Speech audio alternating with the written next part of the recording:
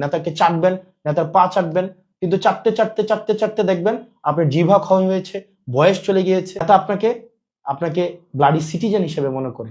নেতা কখনোই আপনাকে মনে করে না যে আপনি একজন নাগরিকের পর্যায়ে আপনি পৌঁছাইছেন। নেতা আপনাকে চাঁদাবাজ মনে করে। নেতা আপনাকে মনে করেন আপনি হচ্ছেন মায়ার একটা চাঁদাবাজ। এবং এই আপনার টাকা দিয়েই নেতা তার সন্তানকে বিদেশে রেখে পড়ায়, আর বিদেশে বিলাসী জীবনযাপন করায়, আর আপনাকে দিয়ে রাজনৈতিক কর্মকাণ্ড করায়, আপনাকে দিয়ে মারামারি লাগায়, আপনাকে দিয়ে রাস্তা বন্ধ করায়, আপনাকে ব্যবহার করে, আপনার ভবিষ্যৎ ব্যবহার করে, আপনার কেরিয়ার ব্যবহার করে। অথচ নেতার নিজের সন্তানের ভবিষ্যৎ কিন্তু সিকিউর রাখে, বিদেশে পড়াশোনা করাবে। এবং আপনি নেতার পিছনে খাটবেন, নেতার পিছনে খেটে খেটে আপনি যারা ওই যে ঋণ খেলাপিদের পক্ষ নিচ্ছেন, আপনি ঠিকই নেতার পিছনে খাটবেন, নেতাকে চাটবেন, নেতার পা চাটবেন, কিন্তু চাটতে চাটতে চাটতে চাটতে দেখবেন আপনার জিহ্বা ক্ষয় হয়েছে, বয়স চলে গিয়েছে।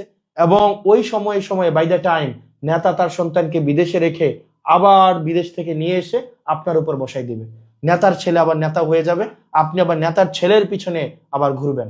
নেতা দেখা যাবে এই যে একটা কন্টিনিউয়াস প্রসেস।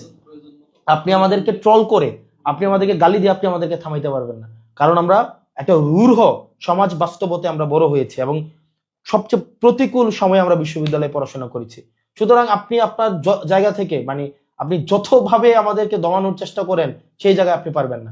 নেতার পিছনে খেটে খেটে আপনি চামচাই থাকবেন এবং আপনার বিবেককে প্রশ্ন করেন।